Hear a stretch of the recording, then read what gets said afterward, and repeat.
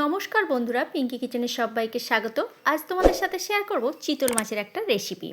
তার জন্য দেখো এখানে আমি 4 পিস চিতল মাছ নিয়ে নিয়েছি। আমি এখানে পেটির মাছটা নিয়েছি, এটাতে কাঁটাটা একটু কম হবে, সেই জন্য 4 পিস এখানে পেটির চিতল মাছ নিয়েছি। চিতল মাছটা অনেকটাই বড় ছিল, আর গাদার পিসগুলো রেখে দিয়েছি মুইঠা করব বলে। পেটির পিসটা আমি রান্না করে আজকে তোমাদের সাথে শেয়ার করছি।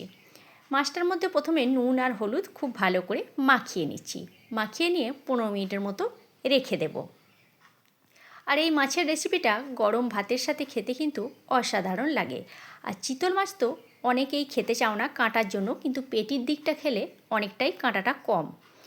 এবারে একটা প্যান বসিয়ে দিয়েছি, প্যানের মধ্যে দিয়ে দিয়েছি বেশ কিছুটা পরিমাণে সরিষার তেল। তেল ভালোভাবে গরম হয়ে গেছে, তেলের মধ্যে আমি সামান্য পরিমাণে একটু নুন ছিটিয়ে দিলাম, যাতে করে মাছটা চিটিয়ে না যায়।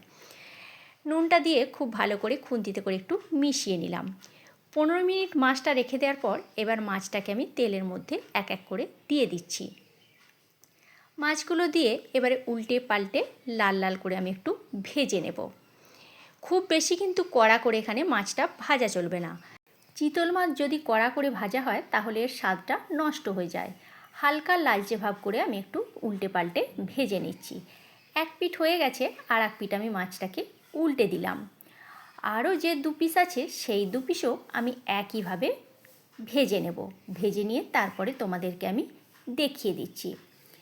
মাছগুলো আমি তুলে নিয়েছি, এক এক করে উল্টে পাল্টে ভেজে নিয়ে, আর এইগুলোকেও আমি এবার তুলে নিচ্ছি।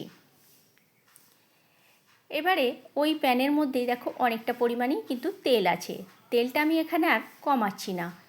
এবারে ওই তেলের মধ্যেই আমি একটা বড় সাইজের আলুকে কেটে রেখেছি, সে আলুটা এখানে দিয়ে দিচ্ছি।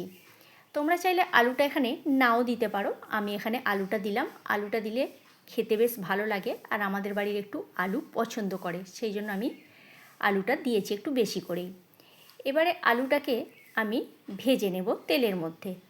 আলুটা ভেজে রান্না করলে তার স্বাদ কিন্তু খুবই ভালো হয়। দেখো আলুটা এখানে আমি ভেজে নিয়েছি। এবারে আলুটাকে আমি একটা পাত্রে তুলে নেব।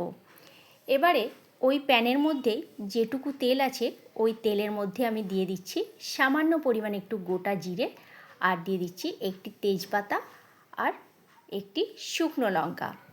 ফোড়নটা কয়েক সেকেন্ডের জন্য নাড়াচাড়া করে ভেজে নিতে হবে, যাতে করে ফোড়ন থেকে একটা মিষ্টি গন্ধ বের হয়।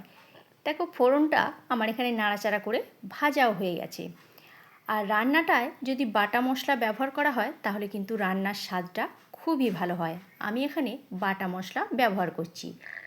আদা জিরে ধনে আমি এখানে বেটে নিয়েছি। বেটে নিয়ে তার মধ্যে দিয়ে দিলাম 1 চামচ মতো। 1 চামচ আদাটা দেওয়ার পর আমি দিয়ে দিচ্ছি হাফ চামচ হলুদের গুঁড়ো, কারণ তেলের মধ্যে যদি আদাটা দেওয়া হয় খুব ছিটকে আসে তেল থেকে, সেই জন্য আমি হলুদটাও এখানে দিয়ে দিলাম।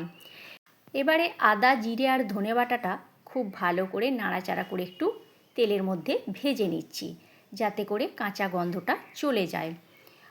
তোমরা চাইলে গুঁড়ো মশলাও এখানে ব্যবহার করতে পারো, কিন্তু গুঁড়ো মশলা যখন ব্যবহার করবে তাহলে জলে মিশিয়ে আগে থেকে রেখে দেবে, তারপরে ব্যবহার করবে। বাটা মশলা দিলে তার টেস্টটা খুবই ভালো হয়, সেজন্য বাটা মশলাটাই দেওয়ার চেষ্টা করবে। এবারে দিয়ে দিলাম একটা টমেটো পেস্ট। আমি এই একটা বড় সাইজের টমেটোকে পেস্ট করে নিয়েছি, সেই পেস্টটা এখানে দিয়ে দিলাম। টমেটো পেস্টটা দিয়ে খুব ভালো করে আবারও নাড়াচাড়া করে একটু কষিয়ে নেব, যাতে করে টমেটোর কাঁচা গন্ধটা চলে যায়। রান্নাটা আমি মিডিয়াম টু লো হিটেই করছি। কষাতে কষাতে এবার আমি দিয়ে দিচ্ছি 1 চামচ মতো কাশ্মীরি লাল লঙ্কার গুঁড়ো, এটা দিলাম সম্পূর্ণ কালারের জন্য। আর দিচ্ছি হাফ চামচ মতো এমনি লঙ্কার গুঁড়ো, এটা হচ্ছে ঝালের জন্য। দিয়ে দিলাম স্বাদ মতো নুন। এবারে খুব ভালো করে মশলাকে কষিয়ে নিতে হবে, যাতে করে মশলার কাঁচা গন্ধটা চলে যায়। একটু সময় ধরে এটাকে কষাতে হবে। তাড়াহুড়ো করলে বা হাই ফ্লেমে দিলে এটা পুড়ে বা জ্বলে যেতে পারে। আর এটা ঢাকা দিয়ে দিয়ে কষালে তার কিন্তু স্বাদটাও ভালো হবে, আর কালারটাও খুব সুন্দর আসবে। দেখো কালারটা কত সুন্দর এসেছে, আর এটা আমার সম্পূর্ণ কষানো হয়ে গেছে। এবারে দিয়ে দিচ্ছি ভেজে রাখা আলু। আলুটা দিয়ে আবারও 2 থেকে 3 মিনিটের জন্য মশলার সাথে আমি কষিয়ে নিচ্ছি। বন্ধুরা, আমার এই ছোট ছোট ভিডিও রেসিপি তোমাদের যদি ভালো লেগে থাকে লাইক কমেন্ট শেয়ার করো, আর আমার চ্যানেলে যদি নতুন বন্ধু হয়ে থাকো তাহলে আমার চ্যানেলটা সাবস্ক্রাইব করার অনুরোধ রইল। আর পাশে থাকা বেল আইকনটা অবশ্যই প্রেস করে দিও, তাহলে কি হবে, যখন কোনো নিত্য নতুন আমি ভিডিও আপলোড করব সাথে সাথে নোটিফিকেশান তোমাদের কাছে পৌঁছে যাবে, তোমরা ভিডিওটি দেখতে পাবে। আর ফেসবুক পেজ থেকে দেখে থাকলে আমার পেজটি ফলো করে নিও। আলু আর মশলা খুব ভালো করে কষিয়ে নিয়ে এবারে দিয়ে দিলাম বেশ কিছুটা পরিমাণে জল আলুটা সিদ্ধ হওয়ার জন্য। খুন্তিতে করে খুব ভালো করে একবার মিশিয়ে নিলাম। দিয়ে দিচ্ছি ওপর থেকে 2-3টে চেরা কাঁচা লঙ্কা। কাঁচা লঙ্কা দিলে ঝোলের স্বাদ কিন্তু দুর্দান্ত হয়।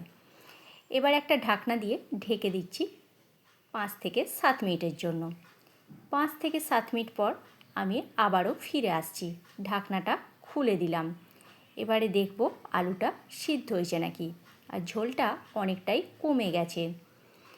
তোমরা চাইলে যদি কমে যায় তখন একটু গরম জল করে ঝোলটার মধ্যে দিয়ে দিতে পারো।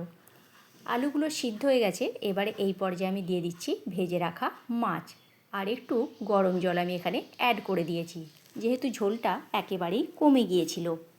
মাছগুলো দেওয়ার পর 3 থেকে 4 মিনিট আমি এখানে ফুটিয়ে নিচ্ছি। ফুটিয়ে নিয়ে তারপরে আমি এটাকে নামিয়ে নেব, যাতে করে মাছের মধ্যে ঝোলটা খুব ভালোভাবে মিশে যায়। রান্নাটা আমার সম্পূর্ণ তৈরি হয়ে গেছে, এবার আমি এটাকে নামিয়ে নিচ্ছি। কেমন লাগলো অবশ্যই জানিও, ভালো লাগলে একটা শেয়ার করে দিও। আজকের মতো তাহলে এইখানেই।